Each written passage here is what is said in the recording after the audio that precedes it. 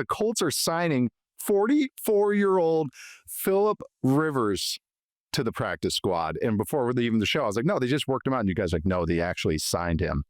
So this is interesting because, first off, Philip Rivers is a semifinalist for the Hall of Fame. He joins the practice squad, so his Hall of Fame eligibility does not reset. But if he gets promoted to the active roster, it would reset. This is because Daniel Jones, of course, got hurt. Anthony Richardson broke an eye socket with a stretching band. And one of the craziest injuries ever. This should have been a great timeline for him to rejoin and be a starter. Riley Leonard, who actually looked okay, especially on rewatch on Sunday against the Jags, is now week to week with an injury as well. He did take a couple hits that you could see on rewatch as well. He's tough, but the NFL tough is a little different. Probably doesn't have any calluses after sitting on the bench for 6 months or so. But man, what do you think about this, Matt? Because not on my bingo card. I thought this was a joke from a bunch of accounts. I thought it was satire. I was making sure it wasn't April 1st. Philip Rivers, 44 years old, Indianapolis Colts quarterback once again. I mean, oh my God, what an outrageous thing that's happened here. The year 2020, I'm a completely different person than I was back in 2020. We all are, except for Philip Rivers, who's apparently... I ran a State Farm in 2020.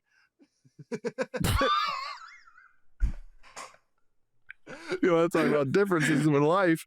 Well, shout out to you. Things have gotten better, I would say. The head coach of St. Michael Catholic since 2021, as Mike Garafolo says, signs a one-day contract this summer to retire as a member of the Chargers. Well, I guess not, because now he's going to be a Colts starting quarterback at some point this year, and he's played with, it's so crazy. Like, he's obviously played for this team before, and he's played with Shane Steichen before. So like, there is a lot of familiarity here, but I wrote a piece about like the fallout from the Daniel Jones injury. And, at the end of it, because I was finishing it yesterday evening, I said, hey, like, we probably should address the fact that there are some rumors online that they might, re-sign Philip Rivers. And I had like no analysis to add afterwards. What are you supposed to say? Who cares about what Philip Rivers' air yards to the stick or EPA per whatever the hell was back in 2020? That was 5 freaking years ago. I mean, so it's just, I think, I don't know. That's my thought. I guess I'm open to see what happens here. I was a little bit interested in the Riley Leonard experience based on what we saw on Sunday, but now that he's hurt, a team that, if we're being honest, has kind of reeked of desperation in certain instances the last couple of months here. They make perhaps the most desperate move I've ever seen, which is to sign Philip Rivers off the street at 44 years old.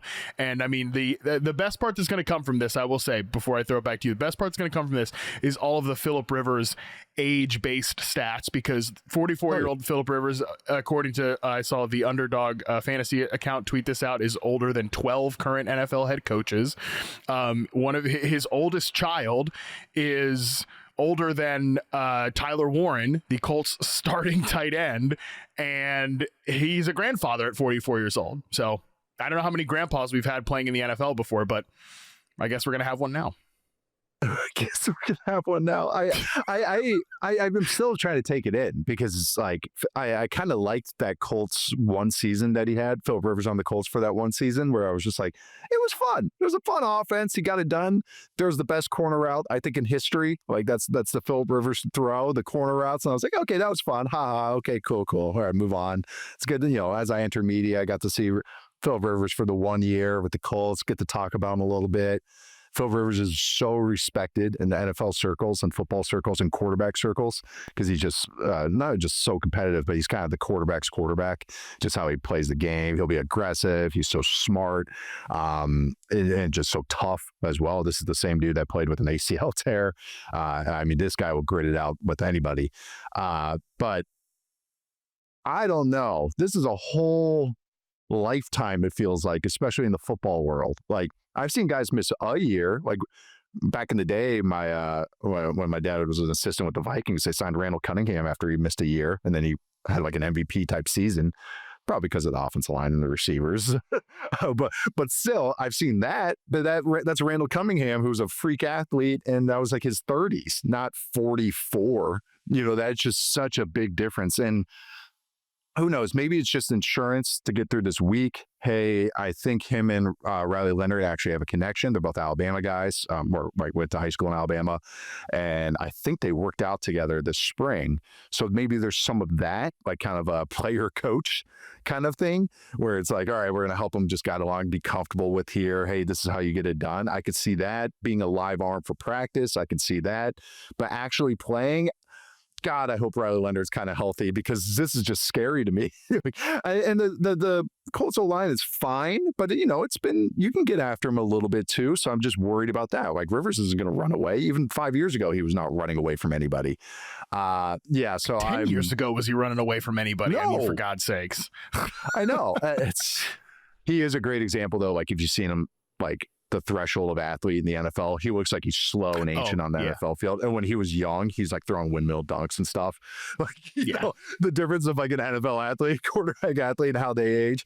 But they play at the Seahawks, then the 49ers, then the Jags, the Texans. So two incredibly tough defenses on either end. 49ers defense is frisky. I think they're more average-ish though. And then Jaguars defense is frisky, probably top 10-ish actually, kind of playing that way with some pass rush too. So it's not like you're playing the Raiders and a bunch of just doldrum defenses. The last couple of weeks, it's like, no, they're playing for their playoff lives and playing a tough slate. So I want to see Riley Leonard out there, because I'll say this again. I know I was high on him in the draft process. I ended up with a day 2 grade on him. I actually did think the film was actually pretty good. He had the pick where he should have hit the corner route, but I mean, he was handling protections. He had some, really good stuff with just operation. He was stepping up in the pocket. He didn't have any bailouts behind the pocket, which I thought was really like encouraging for a guy just dropped in there. And he's a great athlete. That's what people don't realize. He runs like Woody from Toy Story, but Riley Leonard is like a plus athlete. Yeah, he does.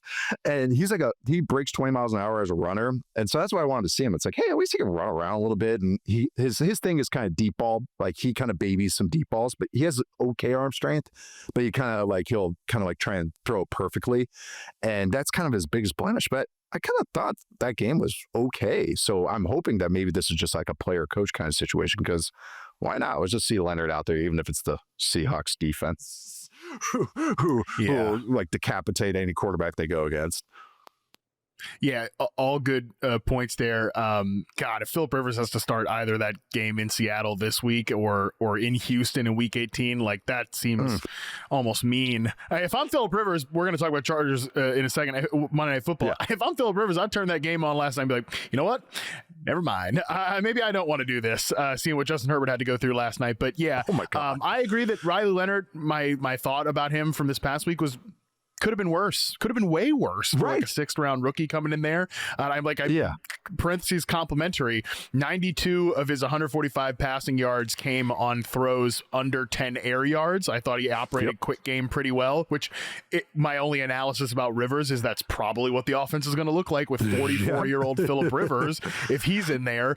Michael Pittman had 8 catches on 10 targets. Michael Pittman actually did play with that 2020 Colts team, so at least he was like the 3rd receiver on that team behind Zach Pascal and T.Y. Hilton. What a statement. But yeah, like I think that there's at least some familiarity there if Rivers has to play, but I did like the way Riley Leonard got the ball out quick, got it to Michael Pittman, and he did have the one really nice back shoulder touchdown to Michael Pittman that was called back due to the epidemic that's hitting the NFL right now and actually calling offensive pass interference. And I'm not gonna come on here. Charles would screen me off the show if he was here, because he's always kind of saying we're not fair enough on the defensive players as it is, and I do agree with him on that. But we can have let the defensive players have the OPI epidemic going on here. But yeah, I did think that was a little ticky-tacky, and it was a nice ball by Riley Leonard regardless. Yeah, that was the play he changed the protection on. I thought that was really good. Yeah, it was just a couple nice throws. He tried another one. He tried a seam. It got batted down by the linebacker. But he had some other ones where like they drew penalties or a penalty happened. Like his 2 best plays were a penalty happened on them.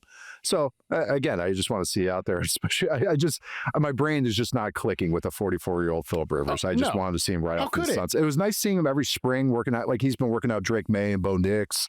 And I was like, yeah, that's who I would work out with. Like if I were a quarterback, like for the draft, I would work out with Phillip Rivers. So that's like it's been fun to see that. So I guess he's back in our lives again against going as the Colts battle for their playoff lives.